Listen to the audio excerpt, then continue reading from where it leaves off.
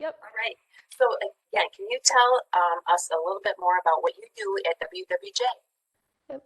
So I'm a traffic producer for WWJ News Radio 950, which means that for the traffic department, we have reporters who do updates every 10 minutes on air, and we also update our social media feeds and our website.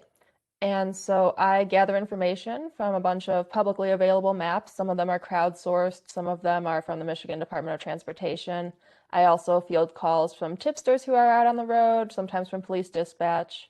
And then I keep track of different social feeds from local and county kind of road commissions and police departments.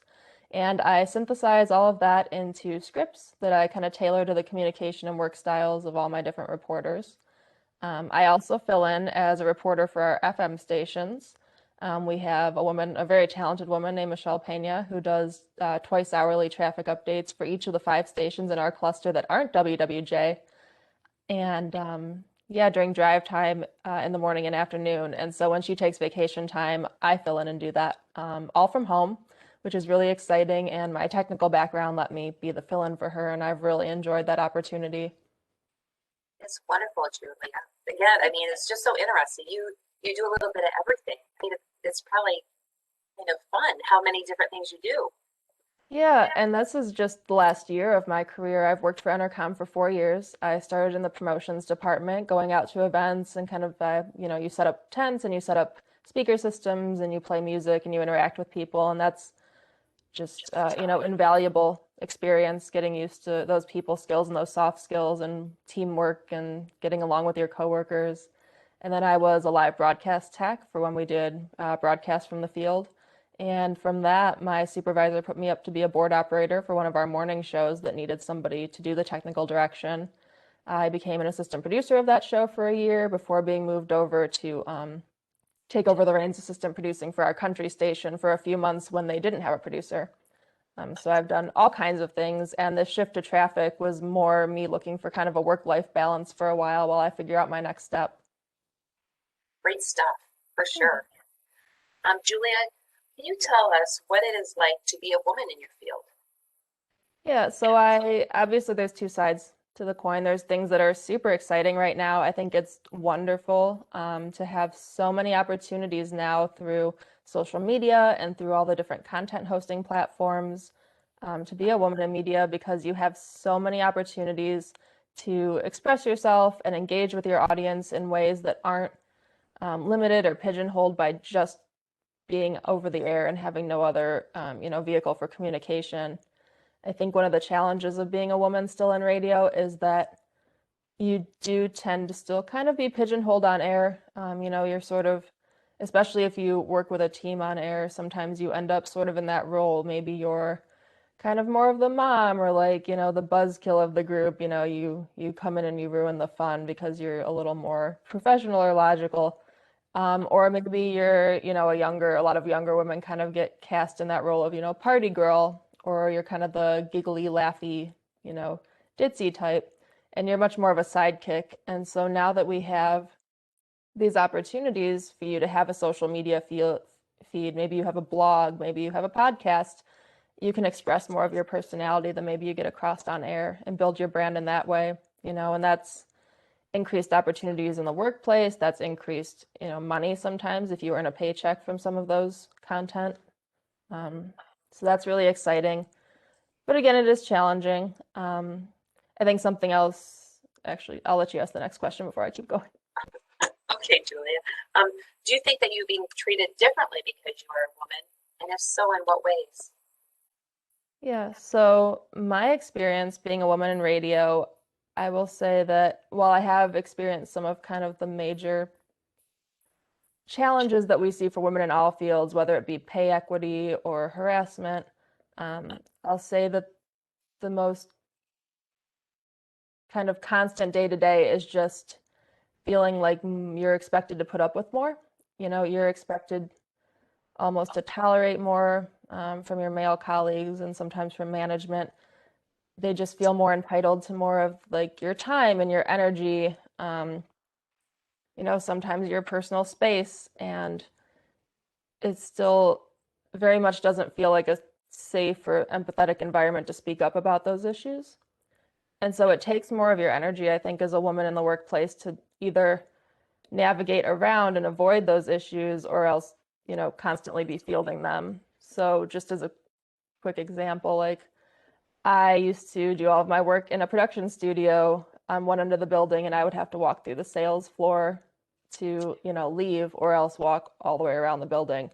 And so you kind of wonder, like, do I walk all the way around? I glance around and make sure that that one sales rep that I know won't, stop kind of hitting on me or just paying me too much attention. Is he there? Or maybe you need something from somebody, you need them to record something for you, you need them to find a file that you need for production. But if you have to go in and ask them, they're known for being a little too friendly or a little too handsy. And, it just becomes an issue of how do you do your job without wasting all that energy dealing with those things and navigating those issues. Thanks for sharing that, Julia. Yeah, no worries. How have you supported or how have you been supported by other women in your field?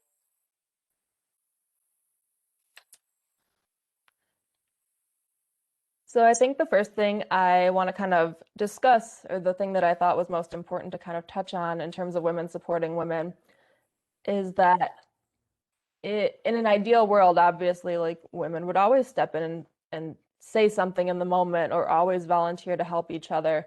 And we do see that all the time. I mean, I have very much been supported by women in my field, whether that be the girls that I worked with on the promotions team. We really shared in each other's struggles and celebrated each other's successes. We had each other's backs, when things went wrong or when things went well. Or be it older women in the field when I worked in the programming department. They would always kind of have my back or take time to sort of help give me advice or just support or just kind of always remind me of my worth and things like that. And I would do the same in return. A lot of veterans in the field, women who have worked in the field a long time, they're really feeling the precariousness of downsizing, where their performance becomes just that much more important. Their ability to get along in the workplace becomes that much more important, and it's become a much more anxious experience. So I always tried, if I saw a woman who was underappreciated or maybe who just work had gone unnoticed, to make sure that I took the time to tell her how much I'd seen her grow or just how good she was at a certain part of her field or how wonderful she was with listeners. And I think that's really important. But overall, I think a lot of support for women in the field comes in the form of sort of either that giving you a heads up beforehand or kind of taking the time to check in with you after something has happened. And we're still struggling to see that in the moment support. And I think that's because women still don't have a lot of political capital in the industry. They tend to be the co-hosts on their show and not the host with the most kind of power or, political capital. They don't always tend to be in management positions where they can make that kind of significant change. And so it kind of becomes this negotiation of, well, I could step in and say something, but does that cost me more or does that cost the other person more to involve them in this confrontation too? I've been in the studio and heard kind of sexist or like uncomfortable remarks made to a handful of either our guests or other people. And at times I've kind of spoken up, and in those moments it was usually because it wouldn't cost the other person anything to be in this, situation. We had we had a young woman in who was kind of a local person of interest, and something was said to her, and I opened my mouth and said, that's not funny. What's wrong with you? And it was easier because I knew that it cost her nothing. She wasn't relying on these contacts. She was just kind of there as a courtesy.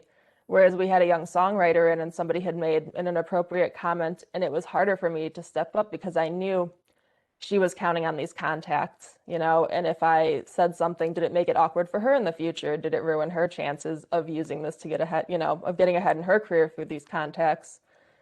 And it's hard because you wish you always stepped up and said something. You wish you were always sure that it was a safe place for both of you to make that decision.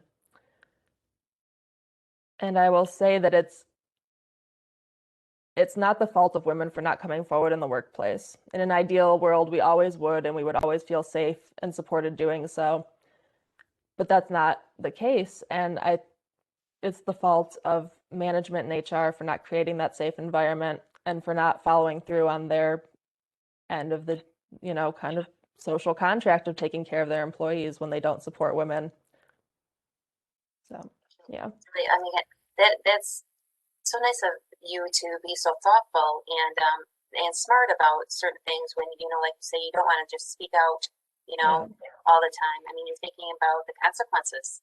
So that's true. Sometimes, I mean, it's too bad, but it is smart to think, oh, what Yeah. can happen if I do say something?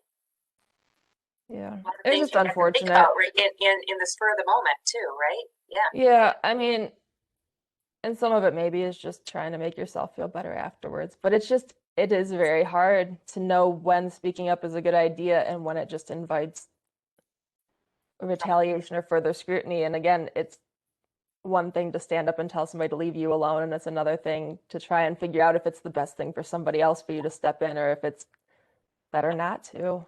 And that's sad. It's unfortunate. Well, Julia, how would you like to see your industry evolve as it relates to gender?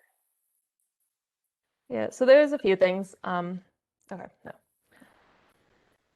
So obviously one of the first ways that I'd really like to see the industry grow is in terms of pay equity and in terms of staffing equity. There's still, so many women who are not paid even close to what their male counterparts are paid, and where management just refuses to do so even when confronted. And there's still lots of stations where there's very few women, especially when you go to smaller markets. It might just be one woman on air and, maybe one woman in the office, and that's makes it very difficult. You can't rely on power and numbers, and you can't, you know, have a more nuanced workplace. Um, I'd like to see women be given the space to have more nuanced content and more nuanced brands and personas, whether that be professionally in the workplace where you're not pigeonholed, or on air where you're kind of cast as the sidekick, or just really not allowed to try or do as many things. Um, I'd like to see content made for women by women. Um, because we have a lot of station formats they'll tell you are very centered on, we want to attract female listeners, we want to, appeal to female listeners, but often that content ends up being created and decided upon by, male management or, men on air. And so it kind of becomes this stereotypical idea of like what men think women want to hear about or how they want to hear about it. And I would rather see that content created by women for women with more, empathy and, just detail and nuance and understanding. And so I want to see more of that. And then again, I just like to see the overall environment change where women feel safe coming forward, because the change can't be made until there's a safe place to make the change. And until then, women will continue to speak out and I support them in doing so, but it's just going to keep costing us to do so. We're going to have a lot of people sacrificing a lot. And if the environment was safer, then we could make those changes without sacrificing so much of ourselves. Absolutely. Well, Julia, do you have any advice for female students who are pursuing this field? Yes. So my kind of philosophy that I've developed over the last 4 years working in radio is basically to approach the industry with a lot of optimism for the opportunities it presents now, but also being really pragmatic about the challenges. So in practice, I generally suggest really taking the time, even now as a student, to start defining and building your brand, figuring out how you're going to communicate and demonstrate your skills, how you're going to adapt in the industry. Because the more of your brand that you build now and that you own that's yours, the more that you can use that as leverage to get those career opportunities, to get a paycheck in the future. That's your income, that's your reputation. In a lot of ways, that's kind of your escape hatch if you've built a very good brand and you've communicated that well and built your network through it. Then when you are in a situation where you simply can't tolerate being in there anymore, you have a way out. You have, options for how you're going to support yourself financially and how you're going to find that next job because you've built a good brand. Um, in a more pragmatic sense, in terms of the challenges, I would say try to, when you get a job in a company or when you're working in the field, If you know somebody there already who you trust to kind of tell you honestly what the culture is like, that can be really good in helping you prepare for how you're going to navigate it. If you don't know anybody there, I often suggest listening to the stations themselves in that cluster or from that company. See how, the men there on air talk to their female co-hosts, see how they talk about women, see how they talk to their female listeners. Is there a respect there? Is it very equitable, or is it still very much where women are sort of the butt of the joke or kind of disrespected constantly? If it's a predominantly white kind of format or station, listen to how they talk to their listeners who are, of other ethnicities, who are Black, who are Latino. See how they talk about those issues if they talk about them at all. Um, and you'll find out, or you'll have a better sense of how progressive that work culture might be, whether they're working to address some of the stereotyping and the bias in radio. And if you can tell that they're not, maybe you at least identify one person who might be a good ally in the company. You'll start to have a better sense of how you're going to navigate that workplace. And my, I think, final, and then one other thing that I would say, I had touched on how there's not always a lot of women in the workplace in some places, especially if you work in a smaller market. And so we're very blessed now that we have social media to help connect us. In the past year, I have found, a few social media feeds that really kind of either specifically communicate with women in radio or just people in programming. And I found a lot of young women across the country who are also, really doing incredible work, incredible content that they're putting out, but also much more honest and speaking up about the issues that we're seeing in the industry. And not just about gender, but just about changing and adapting overall. And having that network has been so inspiring and energizing to me. And I think that becoming part of it will help young women going into the field as well.